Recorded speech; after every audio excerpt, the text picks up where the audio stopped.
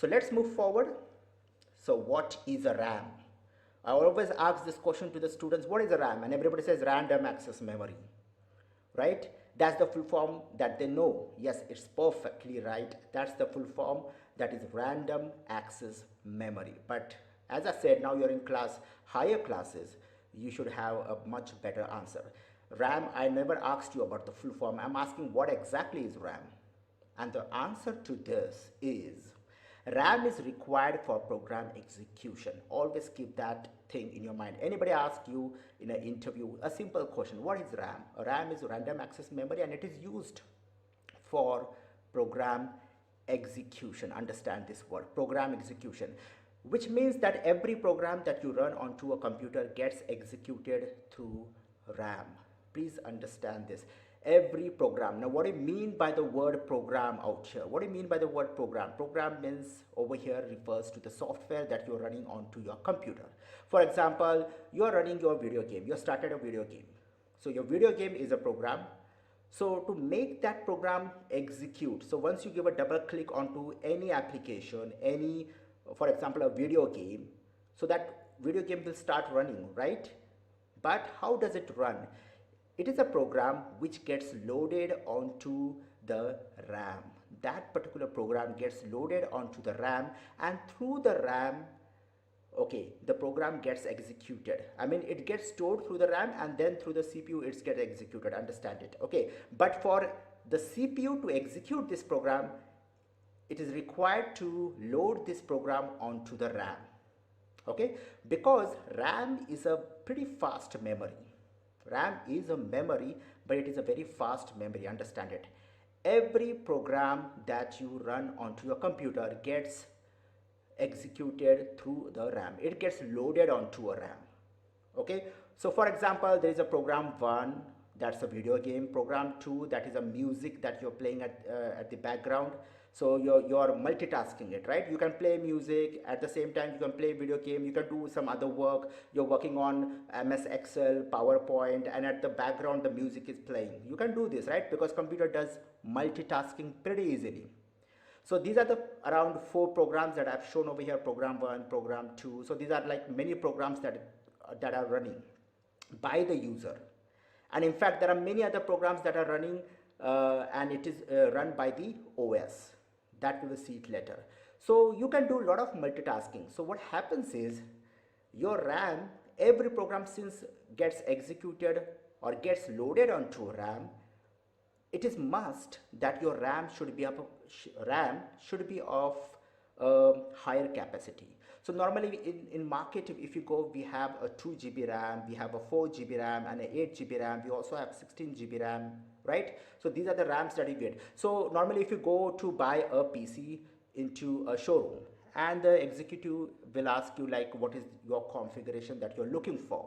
So if you don't answer him back, then he will come up with his own configuration, and he will tell you, okay, you go for Core i processor and a 4 GB RAM or a 8 GB RAM. And he will ask, suppose if you tell him, okay, I want to run, Photoshop into it, or I'll be working on Photoshop. Now, Photoshop is an application which is a very heavy application. It is a big software. To run, for such a program to run smoothly, you require a higher capacity RAM. So you at least require 8 GB of RAM if you're running on if you're running some heavy applications like Photoshop or some multimedia applications, VFX and all that. If you're working on that, you definitely require a higher capacity RAM. Why? Is because if you have a lower capacity RAM, for example, if I have a 2 GB RAM and if I'm trying to run higher applications which are very heavy, which are big softwares, so definitely what happens is, since the RAM is less, and if you try to run that heavy application, so after a point of time your RAM will get full, and once that happens, then your computer starts working pretty slow, and it may happen that your computer can get hanged. Okay, so understand one thing. So that is, always the sales executive always tells to the customers that you should always have a better RAM. If you want that the thing should run smoothly, you go for a better RAM. So if you're doing some basic operations or a bit of one heavy application, so I guess 4 GB RAM can work. But if it's 8 GB, that will be far better. Okay, so better the RAM capacity, the better your system will work along with your processor. Now that word processor, again I'm going to come back to it. Okay, so you require a better RAM for making your computer to work smoothly. And understand one thing, that RAM is a volatile memory. Volatile memory. Now what do you mean by the word volatile? Volatile memory means RAM is a kind of a memory which stores the program, or you can say it stores the program data into it till the time there is a power supply to it. For example, this computer is on, so definitely the data, the RAM will be having a lot of program data onto it. The moment I switch off this computer, the data from the RAM will get erased. It cannot retain its data after your computer is off. So RAM is called as volatile memory. Why it is called as volatile? Because the data will remain into the RAM till the point there is a power supply to it. Once there is no power supply, the data into the RAM will automatically get erased. RAM is not meant to retain the data, understand it. So why do we have RAM? We have RAM only because of one factor, and that is because it is a very fast memory. Okay, it is a very fast memory. So what do you mean by volatile memory, students? Volatile memory means a memory which will retain the data till the point there is a power supply to it. If there is no power supply, the data will get erased automatically. Okay, so that is volatile memory. If you look at this diagram over here, I've said program 1, program 2, 3, 4, and there is something called as OS also over here. Now why we have OS over here? Even that we will come to this, to the next slide. Okay, so this is about the RAM. So now henceforth anybody asks you, what is a RAM? RAM is a random access memory, and it is used for program execution. Every program that you run onto a computer, it gets loaded onto a RAM, and from RAM then it gets executed by the CPU. Understand it? Okay, so this is the answer for RAM. Now let us move forward with more interesting, that is called as, what is a ROM? And if I ask this question to anybody, they always give the full form, that is read-only memory. Yes, it is read-only memory, and the word read-only memory also has a meaning. Okay, so let us go for the definition for this now. Read-only memory, ROM, is required for booting your computer, which means whenever you start your computer, you boot your computer, then your OS gets loaded, and then if you're using a Windows OS, you will see the Windows logo, and then slowly then your desktop will be in front of you, right? That is what happens. The then your computer starts.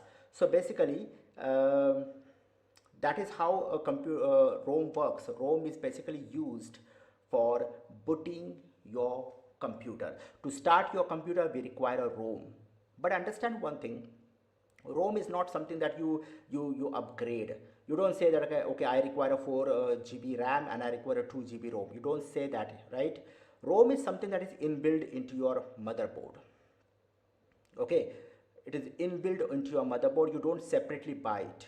It always comes inbuilt with the motherboard, and ROM is required for booting the system, which means that there is a program which is called as bootstrap program.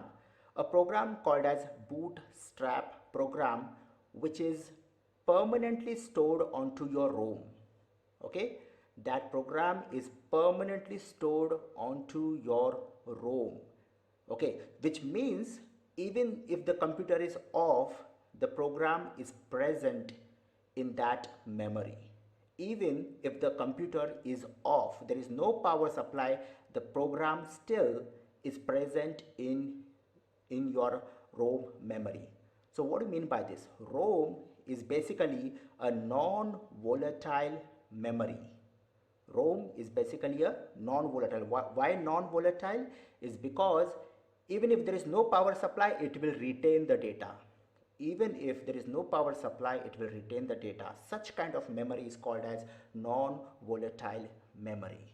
Okay, now next, why exactly? What is this bootstrap program? The thing is, children, that when your computer is off, okay, the OS itself is also not present anywhere. It is only present onto the hard disk. A copy of that is present onto the hard disk. Understand it? So when you boot your program, the bootstrap program which is present onto the ROM, what it does is it will take a copy of that OS, okay, and it will load that OS onto the RAM. As I said, the same diagram you can see OS over here. You know, every program gets executed through a RAM. For that program to get executed, it is must that it is required in the RAM. So now OS itself is also kind of a software. It is also kind of a program. Even that has to be loaded onto the RAM. So who will do that? That ROM does. And ROM will do that with the help of a bootstrap program which will pick a copy from the hard disks. It has a copy of the OS from the hard disk, and it will load that copy onto the RAM. And then once the OS gets loaded onto the RAM, the OS takes control of your system. And then you will see the Windows logo and the desktop, that everything comes in front of you, right? So that is how the things function. So ROM is a non-volatile memory. Why? Even if there is no power supply, the program is present onto your ROM. Understand it? So any memory that retains the data, any memory that retains the data will be called as non-volatile memory. Okay, I hope these things are now very clear to you. Why do we require ROM? ROM is used for booting the system, booting your computer, to start your computer. It will load the OS onto the RAM, and then the OS take control of your entire machine. Okay, without the ROM, your system will not start, children. Understand it? Okay, so let's move forward. Now, what is a hard disk? Even hard disk is a memory. Can you guess what kind of memory hard disk will be, and why do we require a hard disk? A hard disk is used to store data permanently. It stores user data. So basically, you're storing a lot of music file, video files, and your lot of data that you have, you store. Where do you store that? You normally store that onto the D drive, E drive, right? You don't normally store that into a C drive. Or your hardware engineers always says that, okay, whatever you store, you better store that onto the D drive, E drive, but don't store anything of your user data onto the C drive. Why does he say that? Your hardware engineer always will promote you, always will tell you to store the data on the rest of the drives, but not the C drive. Why, children? This is because in case your system gets crashed, then only the C drive will get formatted. So even if your data is present on D drive or some other drives, that will not get affected. So your data will always be safe. So hard disk, it is basically used to store your user data, whatever your music files or whatever work you have done on your software, everything gets stored. In fact, all the softwares, all the copy of the software, all the copy, in fact, the copy of the OS also is stored on your hard disk. Normally, if you see the C drive normally will have all the Windows file, isn't it? So the OS itself is present onto the C drive, and the rest of the drives you store your data. So now the question is, if there is no power supply, I have stored some of my music file, video files, and there is around 20 GB of data that I have stored, or 50 GB of data I have stored of musics and videos. So, and there is no power supply. Do you think your data will be retained? It is present or it is not present? Definitely it is present, right? Now next time when you switch on your computer, you can access your data, which means if there is no power supply in your system, still your data is present. So can you guess what kind of memory is hard disk? Hard disk is a non-volatile memory. Why? Because it can easily retain your data. So RAM, ROM, hard disk, all these are memories, but they act differently. RAM, it cannot retain the memory. Okay, only it retains the memory till the point there is power supply. ROM, it has a program that is permanently stored, and it is only used to read the program. You don't write anything onto the ROM. And hard disk, is something that is used for the user data, the system programs, everything gets stored onto your hard disk. So that is a non-volatile memory. ROM is also non-volatile. RAM is a volatile memory, right? So it retains the data even if there is no power supply. Okay, one more question. What about pen drive? What kind of memory is pen drive? Is it a volatile or it's a non-volatile? Definitely it's a non-volatile. Why? Because you plug in the pen drive into the USB port, you copy the data and then you remove the pen drive and you keep it in the pocket. So your data is still there in your pen drive, right? So which kind of memory is that? It's a non-volatile memory. Okay, so that is why what hard disk is all about. Now one more question that arises, or it may arise into your mind, since hard disk, normally we have a huge storage of hard disk. Normally today, in today's time, 500 GB is like a very normal thing. So we have normally 1 TB of hard disk, 2 TB of hard disk in the market that we have available, right? So that's a huge storage of data. And RAM, we always take around 8 GB, 8 GB and 1 TB. There's a big huge difference. So why is it not possible that the computer can use the hard disk space for executing its program? Why do we separately require a RAM for execution of program? The answer is very simple. It's because your hard disk, it's a very complex hardware and it is a very slow device, you can say. So anything you want to pick up from a hard disk, it takes quite a bit of time as compared to the RAM. The only factor that works for a RAM is because it's a very fast memory.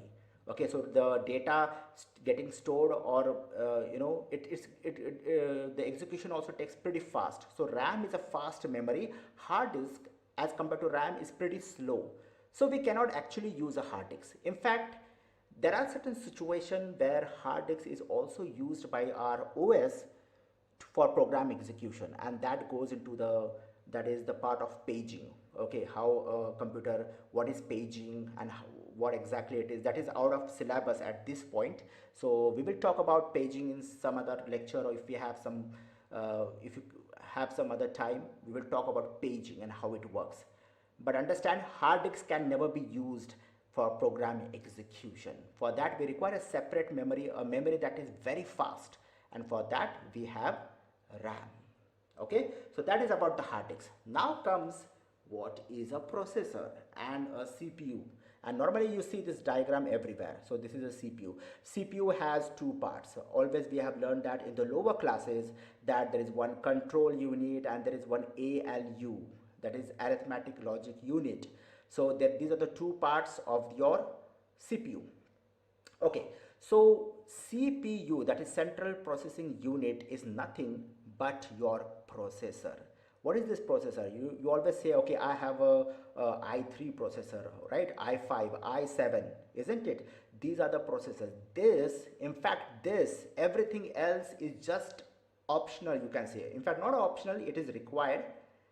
But without this, nothing can function, because this is your main computer chip. This is your main CPU. This is your main processor. So CPU, central processing unit, in short, processor. This is your processor. This is your CPU. This is the chip which is required for all the other parts. I mean, this is your main computer. Understand it. Okay. So your CPU has two parts.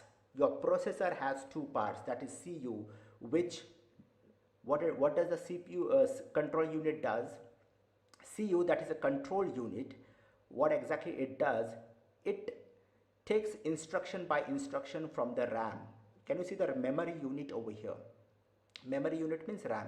All the program gets loaded onto the RAM, and from RAM the control unit fetches the instruction and it will decode it. Decode means it will execute it.